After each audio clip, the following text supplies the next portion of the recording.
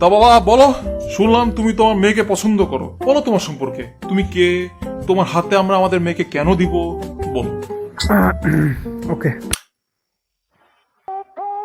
Music কোত্থেকে আসতেছে? ইয়াও, অন্তিক, আমি তোমাকে একটা জিনিসই মানা করছিলাম, তুমি ওটাই করছো। Let's go.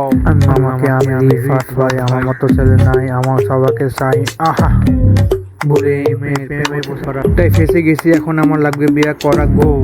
এই যে আমার সিবি সাদা কেন, কি করি বলেন, আমার মনটা এত সাদা ম্যান, না খাই গাঁজা মদ বিড়ি ওর দেই গালি, আশেপাশে আন্টিও দেয় আমায় দেখে চাল। আমি জানি চাকরিতে সমস্যা, আমি চাকরি বাকরি না করে ঘরে থাকি, ঘরে বসে চালাই পুরো দুনিয়া, আমার সব কাম শুরু করলে শেষ হবে না গুনিয়া।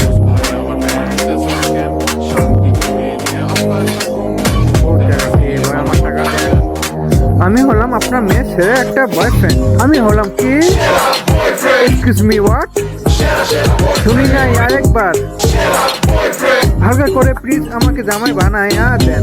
আপনি বলেন দেখি, আন্টি আপনি বলেন দেখি, সাথে লাগলে হালকা করে আপনার মোবাইলটা দেন।